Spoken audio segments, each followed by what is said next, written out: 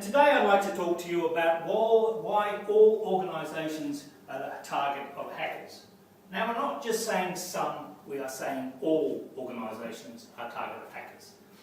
And there's no such thing as hiding behind we have nothing worth stealing, we are too small to be a target, because it doesn't work like that. That fallacy that we have nothing of value is that. It's just a fallacy.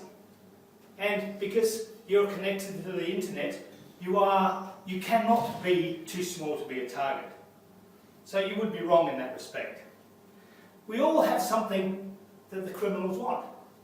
It doesn't matter whether it's money, doesn't matter whether it's trade secrets, doesn't matter if it's access to other people. We all have something that they want.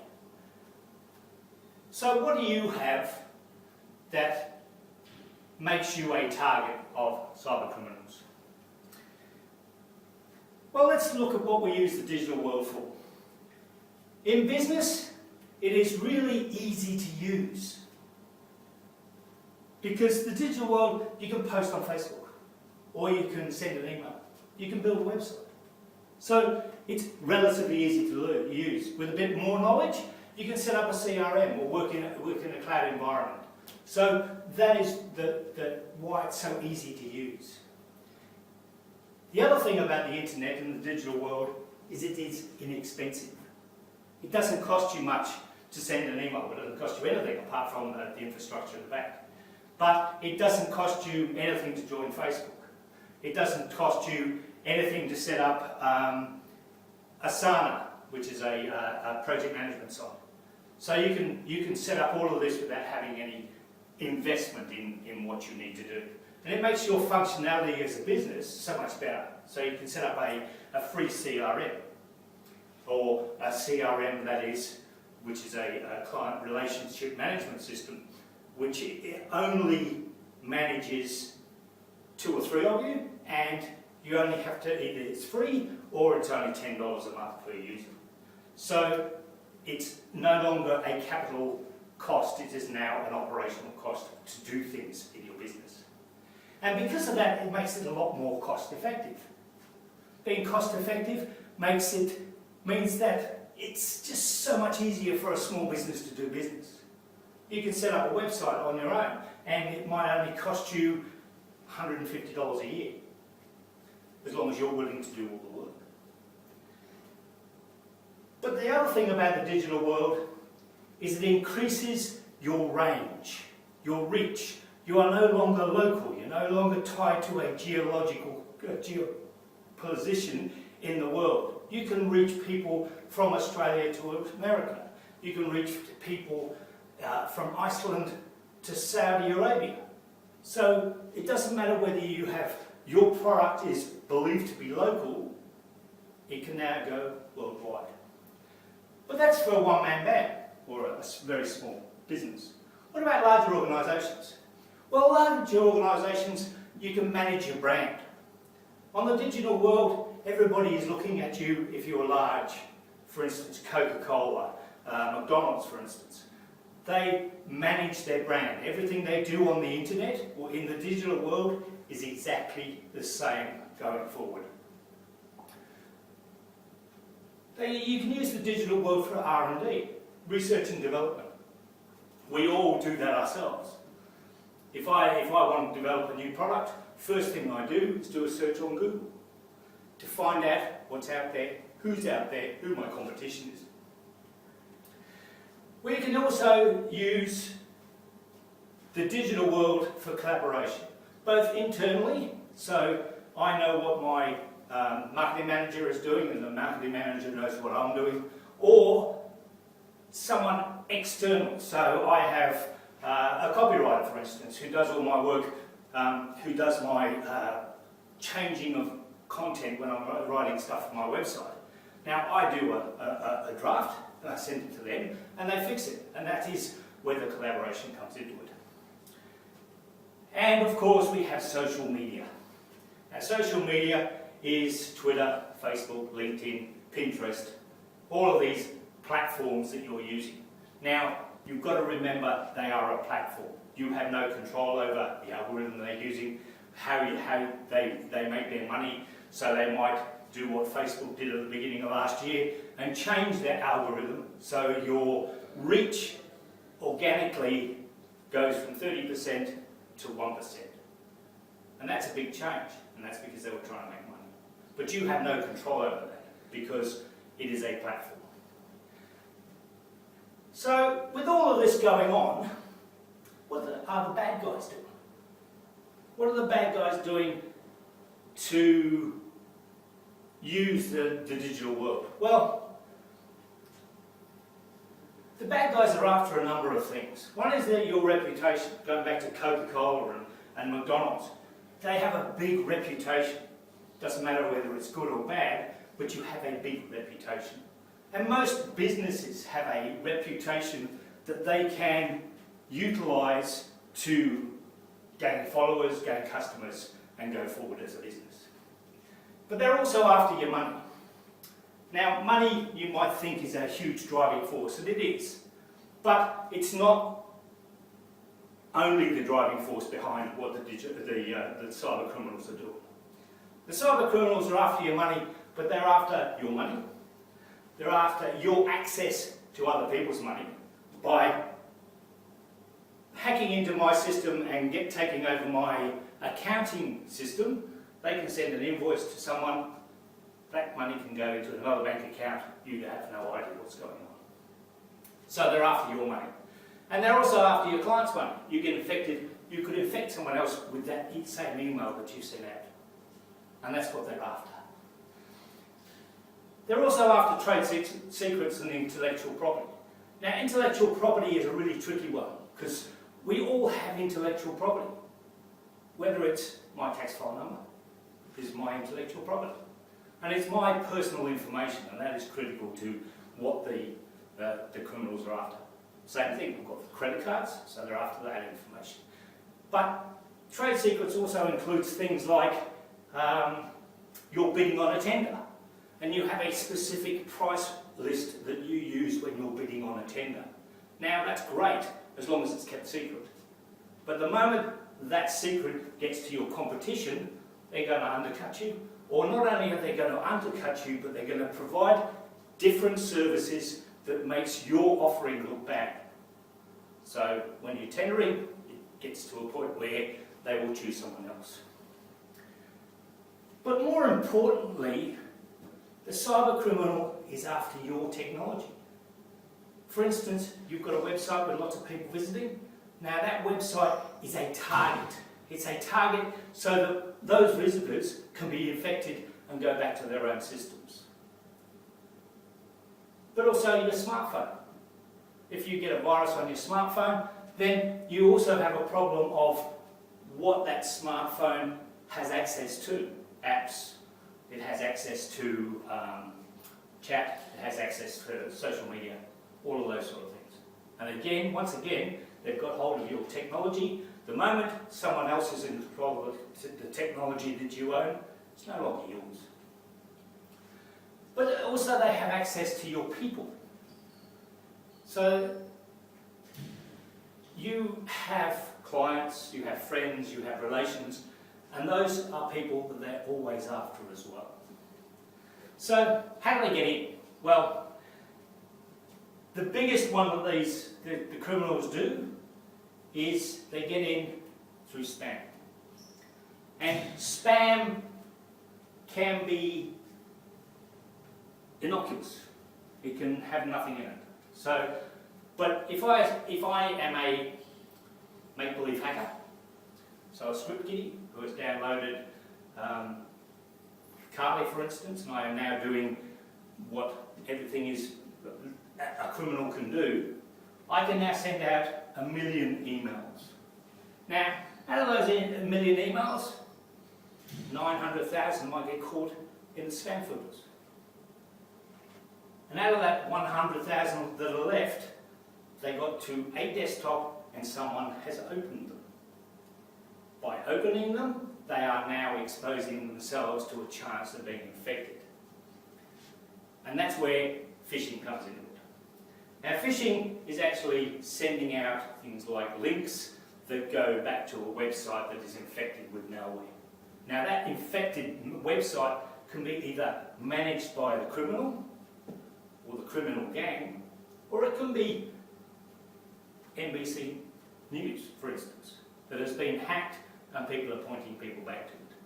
So you have to be very careful about where those links are going. But the more important one and the most dangerous one is the spear phishing email. Now spear phishing takes in all the other stuff, spam and phishing. But what it also takes into account is that the people who are sending that spear phishing email have done a bit of research on the internet. They know who you are. They know what your contacts are or who you work for. They know what you're interested in because you've been saying things on Facebook and LinkedIn and Twitter. So they will target an email specifically for you.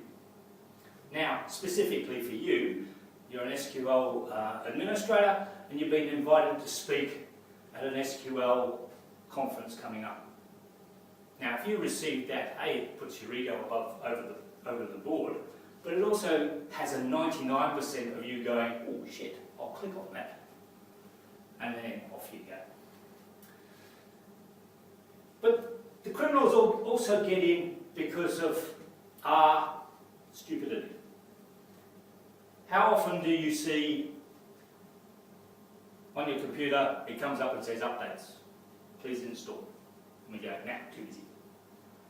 Updates, please install. Nah, too busy.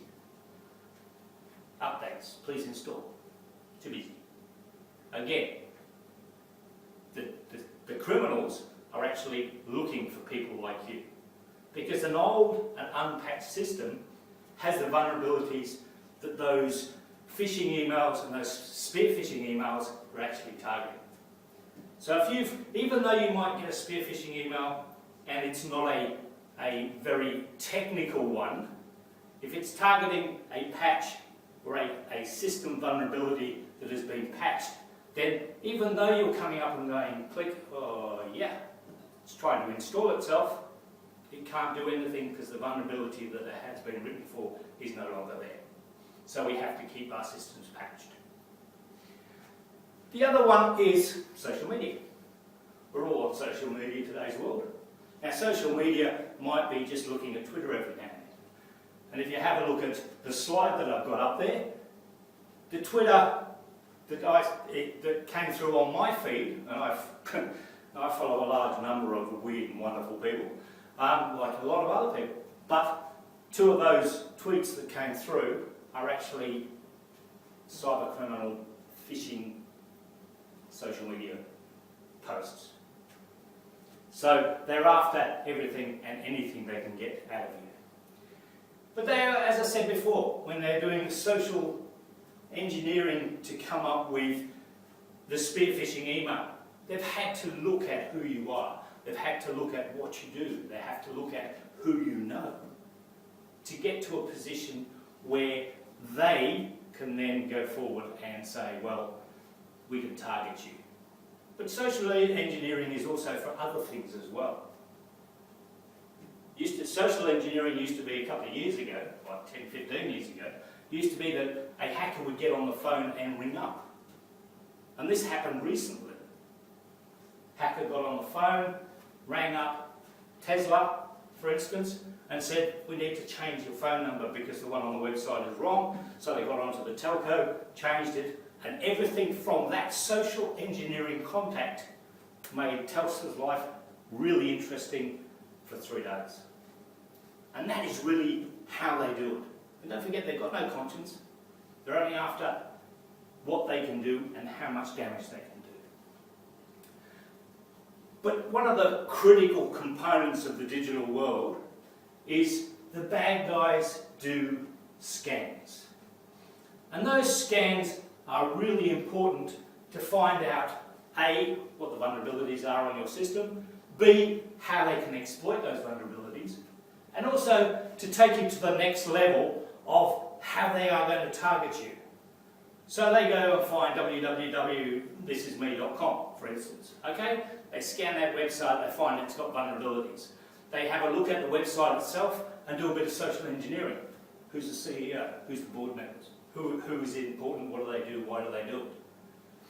They then go back and do other components of a cyber security hack. And this is how they get in. And don't forget, they're persistent. They really are persistent. They try everything and anything because they only have to succeed once. We have to succeed all the time. They have to succeed once. So how do you know if you've been attacked? Well, we've all seen this. There's also telltale signs. The telltale signs are usually things like the computer slows down or the computer stops. Anybody ever had an Android device just stop working? It's probably been hacked. But on top of that, it not only slows down, but in some cases it can stop. If it stops, now what do you do? Or you can start noticing on your device that there's a large amount of traffic coming out of your device. I've got a friend who last time he downloaded an application from Google that was supposed to make his computer a lot faster. Well, he went through 2 gig in 3 days of uploads from his system. And this is exactly why the criminals are after you. So how do you know if you've been a target? Well, the other thing is, if you're scanning the internet for your name, your business name, what you do, your services, your products, then there's also a chance that A, there's chatter about it, and also you should be doing this for your marketing and your help desk system anyway, because you should be seeing whenever someone mentions your business name in a post. But on top of that, if you're doing Google Alerts, don't forget the bad guys are using chat, and they're using blogs, and they're using YouTube. And they are also after information about who they're going to target next. And some of the criminal gangs, when they want to target someone, will send out a broadcast to everybody and say, we're going to target these people on this day and this is what we want you to do. They don't have to do anything so nasty that it's noticeable, but they can help in a DOS attack, for instance. And while that DOS attack is going on, the real bad guys in Anonymous are coming in underneath it and doing a lot of other damage that they can do. Going back to the phishing emails, who's ever heard of CryptoLocker? Now, CryptoLocker was a product and is a product that has just come out recently. Now, this is two years. CryptoLocker is an email that comes from someone you would least expect it to come from. But they have a lot of credibility. So, FedEx, Australia Post, Australian Taxation Department. And it usually says, you have got a refund, or we're trying to deliver a post thing to you. Please click here to find out what's going on. And the moment you click there, it comes up and goes, that's what it says. That little sign means that it has now encrypted all of your information on your PC. All that information that you thought was so valuable that you haven't even done a backup. Well, now you either have to restore from a backup, because getting past CryptoLocker is relatively difficult.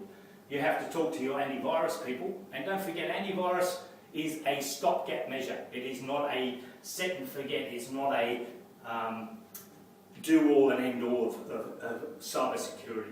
It is a stopgap measure.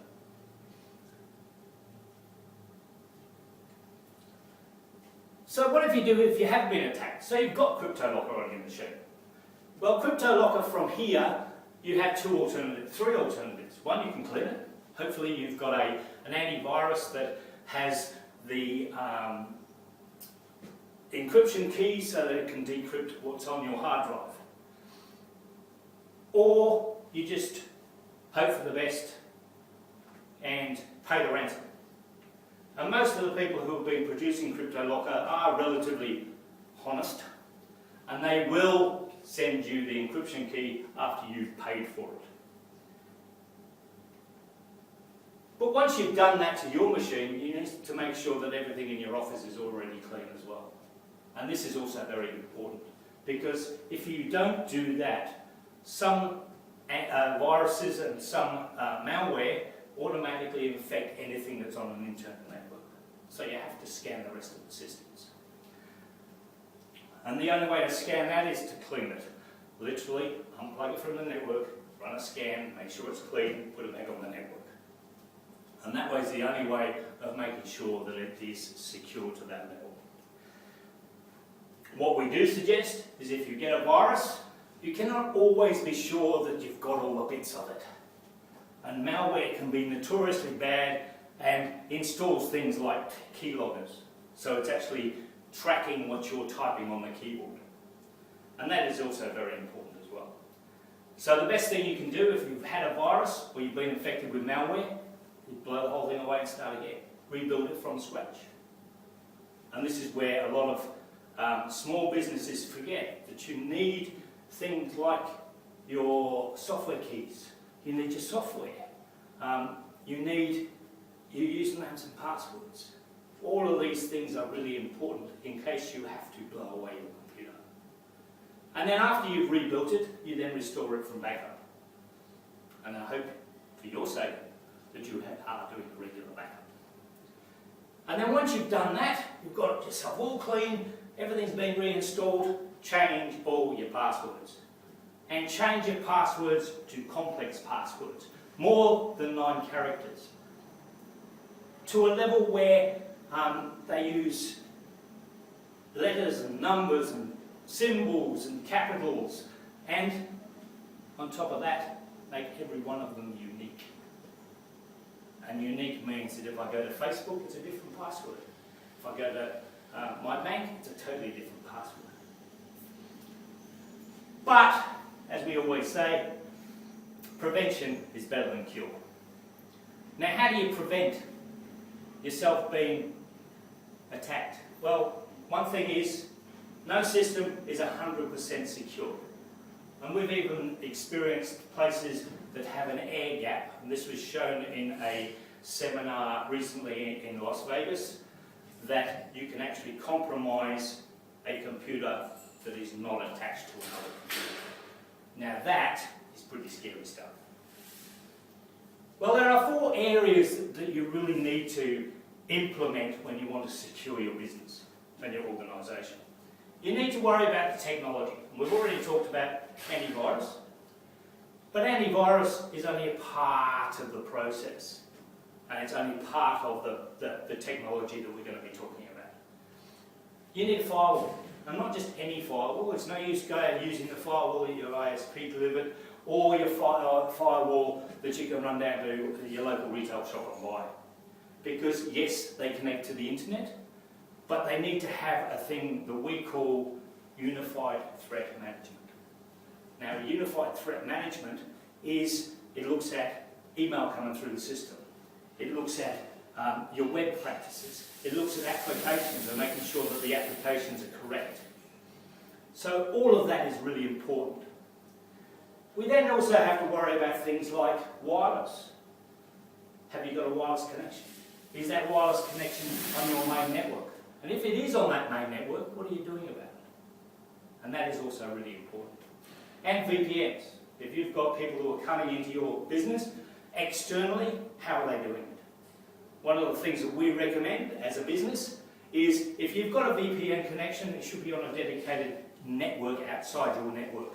And the only way into your network is to VPN from the wireless connection into your network.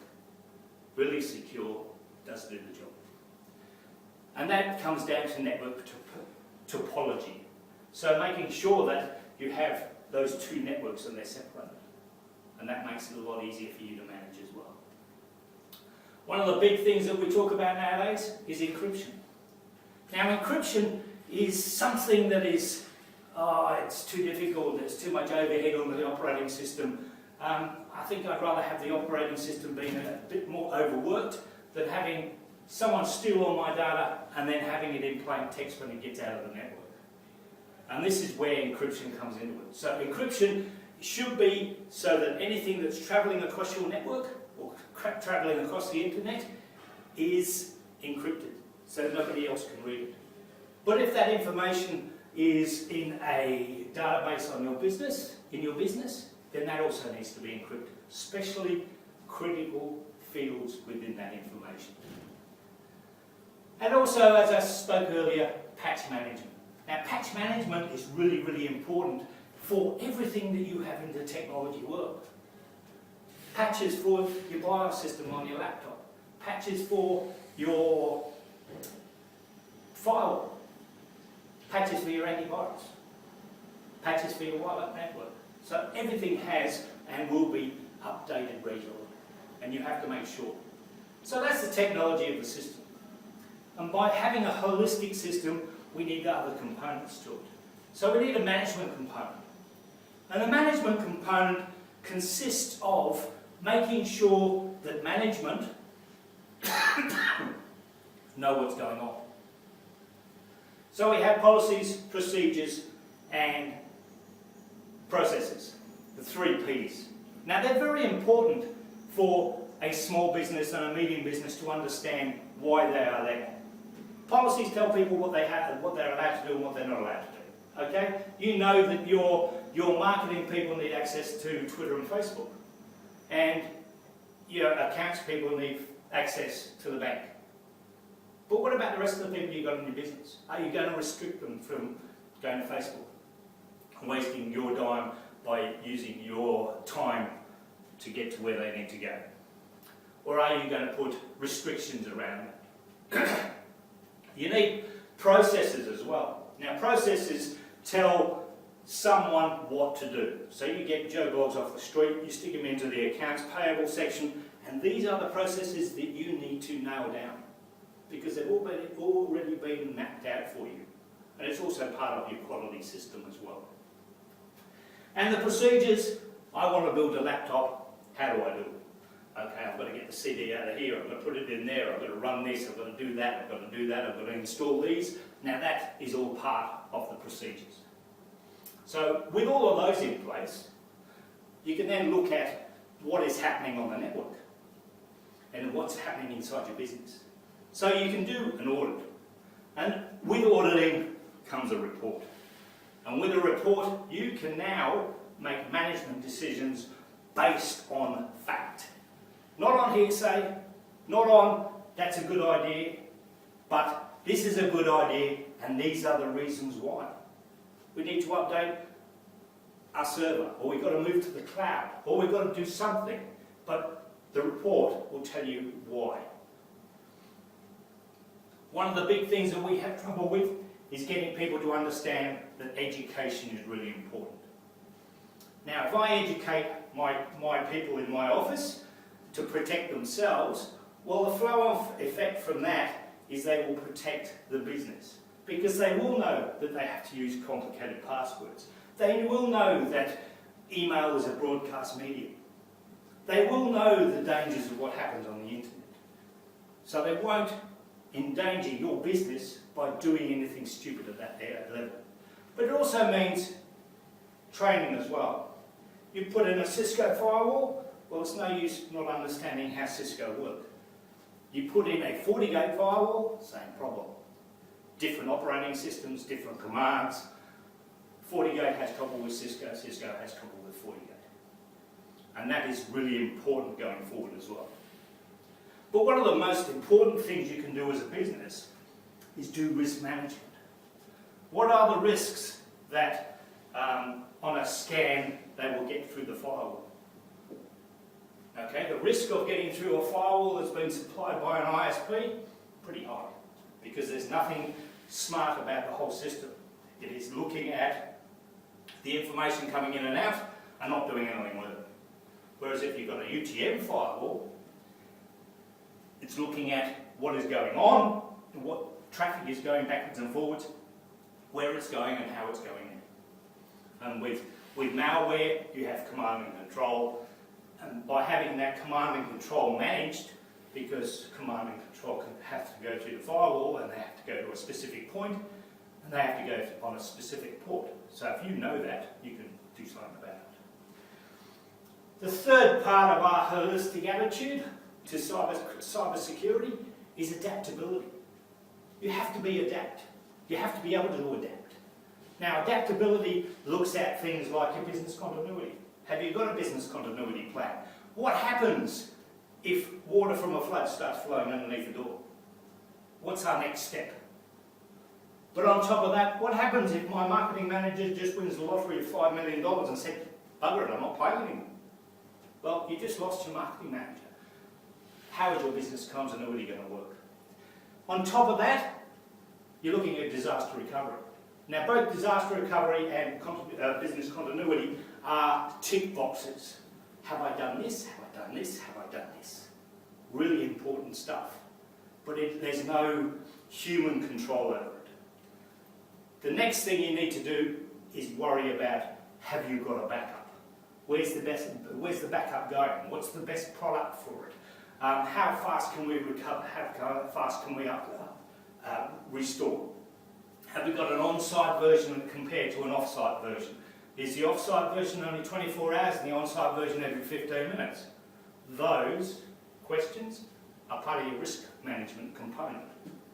And they also make sure that where you're storing it. Are you putting it on tape? Are you putting it on a USB drive? Are you putting it in the cloud? Again, making sure. So we've done all of these things that we've already done. But best practice is a component of that. Cisco bring out a system and they will say the best way to utilise this system is this. That is a best practice. The best way of setting up your cloud CRM is this, best practice. Because those rules and regulations that those designers have put together are designed to use the system to its full potential.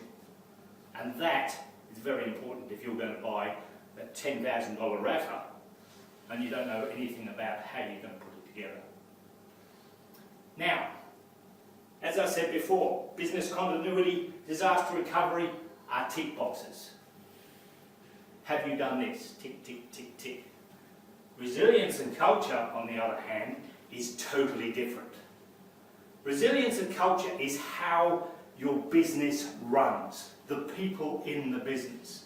And if the people in the business are really, really good at what they do, they will come up with really, really good ideas about where you want to go and how you want to take the business. And don't disregard some of their ideas, because those people at the coalface, if they have to spend an extra 2 minutes doing a sale, they're going to get really annoyed. But they will know a better way of doing it. And that is where the culture and resilience comes into it. And of course, on top of that, you have your compliance. Now, compliance is one of those things that we are now being forced to do as a small business, medium business, not-for-profit organisation, huge organisations. Because we have to comply to certain regulations.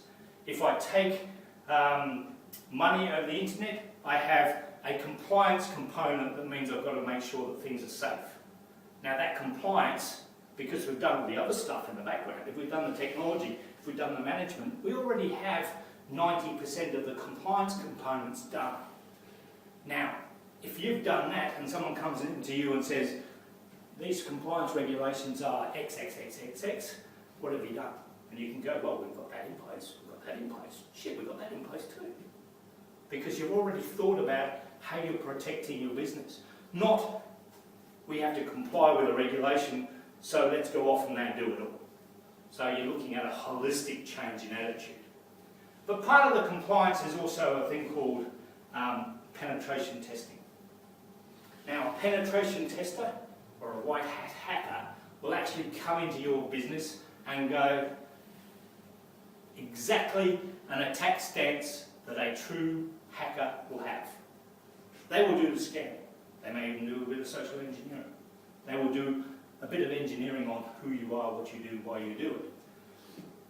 There's an experiment that was done in Columbia University about 4 years ago, where they said what what they wanted to do was they wanted to get the Facebook and a local regional airline to a point where they are managing the airline and nobody else is involved. And the actual professor called off the experiment when one of the people sent a tweet to these people and said, "Hold the plane, I'm delayed half an hour." And they did. That's when he stopped. Now that is what social engineering can do.